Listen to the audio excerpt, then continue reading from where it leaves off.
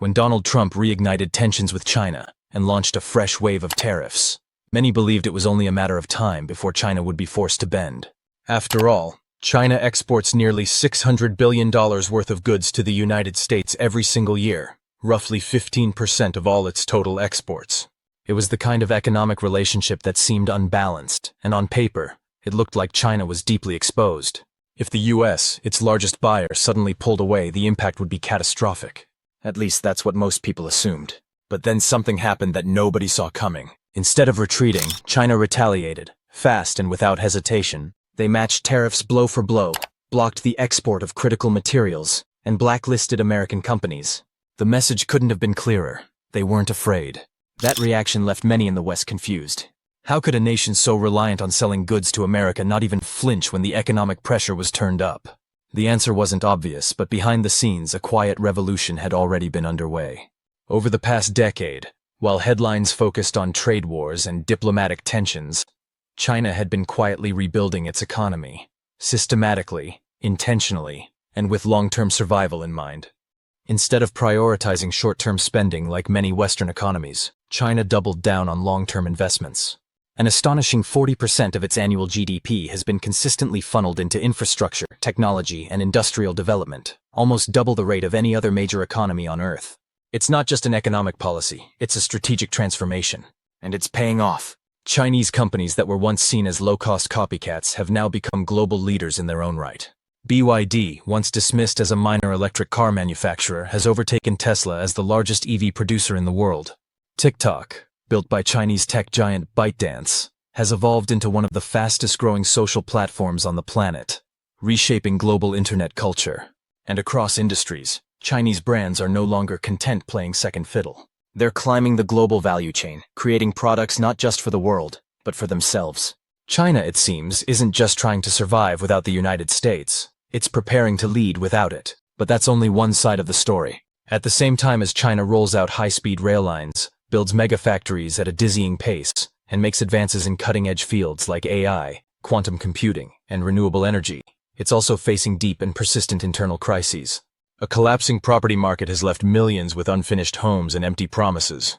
A shrinking aging population is threatening long-term productivity. Youth unemployment is reaching new highs. Economic growth, once roaring at near double digits, has slowed dramatically.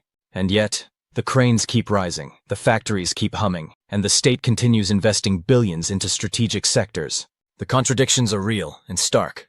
To understand today's China, you have to accept that both realities exist simultaneously. It's a country that is both vulnerable and resilient, both faltering and forging ahead.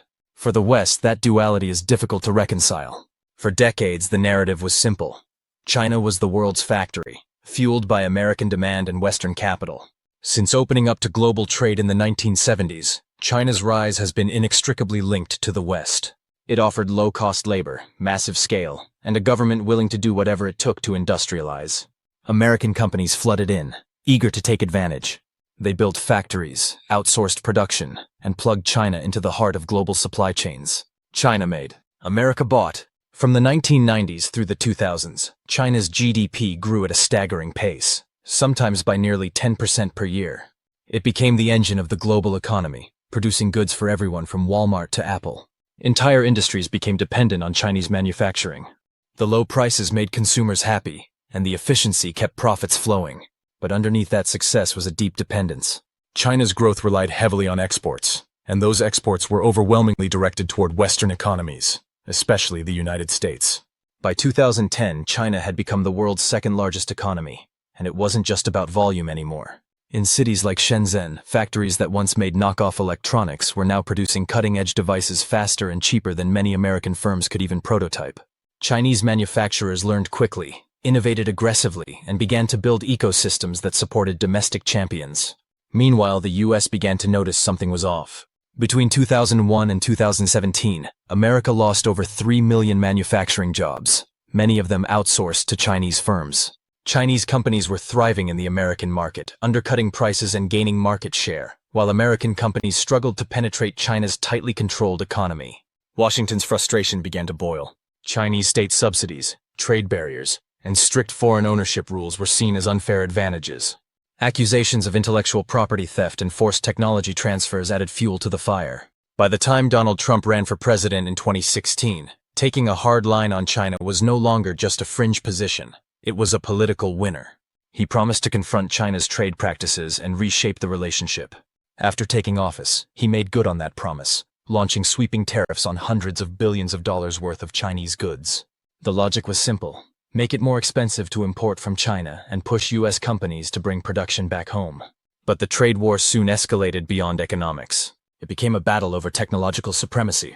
The U.S. blacklisted Chinese telecom giant Huawei, restricted access to advanced semiconductors, and tightened control over critical technology exports. This wasn't just about trade anymore. It was about who would dominate the future.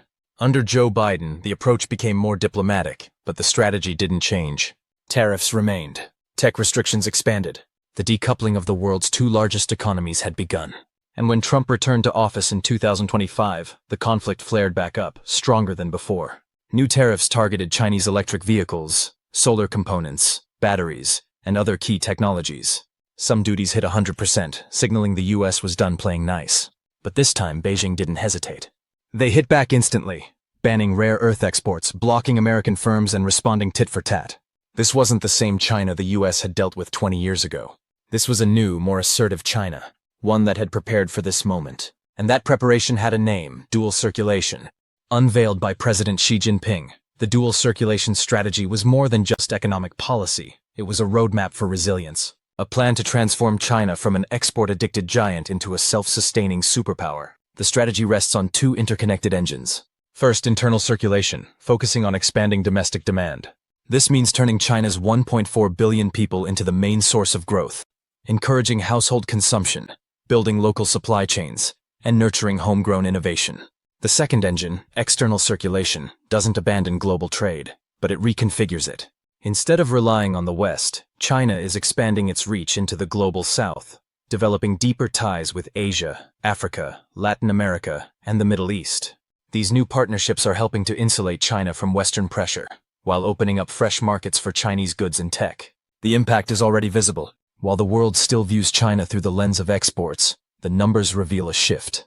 In 2024, domestic consumption made up 45% of China's GDP, more than double the contribution of exports. In fact, for more than a decade now, household consumption has consistently accounted for over half of the country's economic growth. The majority of what China produces is now consumed within its own borders. It's no longer just the world's factory. It's becoming its own best customer. And yet the challenges are real. China's demographic time bomb is ticking. Property market instability threatens social stability. Youth disillusionment is growing. But the country isn't collapsing, it's adapting. Rewiring its economy, shifting its global alliances, betting on itself, and perhaps most importantly, showing the world that it no longer needs to play by rules it didn't write. The global balance of power is shifting, not in a dramatic collapse or a sudden war, but in quiet policy shifts, trade deals, factory blueprints, and semiconductor fabs. The United States may still lead in many areas, but for the first time in decades, it no longer has a monopoly on the future. China is building something different. Messy, contradictory, uneven, but undeniably powerful. And the rest of the world is being forced to reckon with a new reality. The age of American economic dominance may not be over, but it is no longer unquestioned. Chinese consumers are increasingly turning to domestic brands, buying Chinese-made cars, electronics, and even homegrown luxury products. On the surface, this looks like a powerful sign of confidence in local industry. But beneath the optimism lies a deeper challenge. Household consumption in China is still relatively weak. Compared to other major economies where consumer spending often exceeds 60 to 70% of GDP, Chinese families remain cautious. Government policies have tried to spark demand through cheap credit and trade-in subsidies, but the effect has been limited. Most households are still choosing to save rather than spend, and the reasons are structural. For all its political branding as a socialist state, China provides some of the weakest social safety nets in the world. Less than 1% of its GDP is allocated to unemployment support, pensions, or emergency welfare. That means most people are on their own during times of crisis, whether it's a job loss, illness, or retirement. Combine that with a worsening housing crisis. Property values have been declining since 2019, with home prices falling 4.5% just in the last year. And it's no wonder families feel the need to protect their savings. Add to that a dramatic demographic shift. Birth rates have plunged so low that more people are now dying than being born. As the population ages and the workforce shrinks, The pressure on each household to save for education, healthcare, and elderly care only intensifies. So while domestic consumption is growing, it hasn't yet become the engine of the economy. China still relies heavily on factories, exports, and massive public investment. But the pivot toward a more consumption-driven model is real, just gradual. This is the essence of China's dual circulation strategy, not to isolate itself from the world, but to become more resilient within it. The idea is to build an economy that can thrive even if US consumers stop buying or Western countries impose sanctions. It's not about retreating from globalization. It's about no longer depending on it. Part of this long-term resilience plan involves quietly reshaping China's trade map. The country is no longer counting on friendly relations with the West. Instead, it's actively preparing for a future where those relationships might deteriorate. Back in 2000, over 20% of China's exports went to the United States. By 2023, that share had dropped to just 15%. At first glance, this seems like a loss. But in truth, China's total global exports continued to rise. The destination of those goods simply shifted. Southeast Asia, South America, Africa, and the Middle East now play a growing role. Chinese products, from appliances to construction materials to telecom gear, are everywhere, especially across the global south. This shift hasn't happened by accident. It's the result of a massive and deliberate effort known as the Belt and Road Initiative, launched in 2013. Through it, China has poured over $1 trillion into building roads, railways, ports, power plants, and digital infrastructure in over 140 countries, connecting remote regions to Chinese supply chains and forging new economic ties. Where Western countries hesitated to invest, China stepped in and embedded itself in critical infrastructure. The reward? A network of loyal trading partners, steady demand for Chinese goods, and more leverage in the global economy. By 2024, Asian countries had become China's biggest export destination, buying over $500 billion worth of goods. China is now also the top trading partner for nations like Brazil, South Africa, and Indonesia, all key members of the BRICS alliance, which collectively represent 45% of the world's population. The West still matters, but China is no longer trapped by its importance. It has widened its trade routes, built new alliances, and is now anchoring a parallel system of global commerce that runs through the global south. But for China, trade and consumption are just part of the story. To truly become unshakable, it's building a powerful internal engine, driven by relentless investment in technology and infrastructure. Since 2018, China has funneled more than $500 billion into research and development, targeting industries it considers essential for future power: semiconductors, electric vehicles, green energy, and advanced manufacturing. When the US imposed sanctions and export bans, particularly aimed at key tech players like Huawei, many assumed China's ambitions would collapse. But in 2023, Huawei unveiled a domestically produced 7-nanometer chip, a stunning breakthrough made possible by years of state-backed R&D. Chinese chipmakers like SMIC are catching up fast, building more advanced chips for everything from smartphones to military hardware. Meanwhile, China has surged ahead in electric vehicles. BYD, a domestic automaker, overtook Tesla in 2022 to become the world's largest EV manufacturer, and has held the lead ever since. The country's infrastructure is just as remarkable. Its high-speed rail network stretches over 40,000 kilometers, more than the rest of the world combined. Its ports, data centers, solar farms, and smart cities are expanding at lightning speed, powering an economy that now produces a third of all manufactured goods on the planet. In many sectors, China is producing far more than it needs. It makes more steel than it can build with, more solar panels than it can install, and more electric cars than it can sell domestically. In the West, this looks like a glaring overcapacity issue. But to China, overcapacity is a tool. By flooding global markets with affordable, high-quality products, it locks itself into global supply chains. Europe depends on Chinese solar panels for its energy transition. American carmakers rely on Chinese batteries. Asian builders need Chinese steel. The more China supplies, the harder it becomes to live without it. All of this is made possible by a unique system: state-led capitalism. Unlike Western economies, where innovation and growth are typically driven by private capital, China's transformation is coordinated from the top down. But that control comes at a cost. To keep its economic engine humming, China has relied heavily on public borrowing. Debt is rising fast, and by 2026 it's projected to exceed 100% of GDP. This raises serious questions about sustainability. There are already signs of strain. Ghost cities, empty rail stations, and underused factories suggest that some investments aren't generating real returns.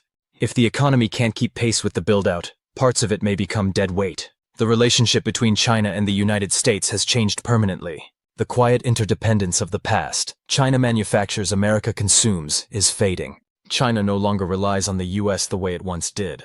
It has new trade routes, new partners, and a growing domestic market. It's pouring trillions into technology, building for itself, and designing an economy built to withstand whatever pressure comes next. That doesn't mean China has solved everything. Its consumer class still spends less than Western counterparts. Its chip industry still trails behind cutting-edge players. And its economy is still dealing with the aftershocks of a property crash, weak demand, and rising debt. But what it's not doing is backing down. China is steadily rebuilding, quietly crafting an alternative economic system that is more self-sufficient, less exposed to US pressure, and deeply integrated into the developing world. Because this isn't just about trade disputes or export bans anymore. It's about the future rules of the global economy, and who gets to write them. The era of US-led globalization is fading, and the real question now isn't whether China will survive without the West. It's whether the world is ready for a future where China no longer needs permission to lead.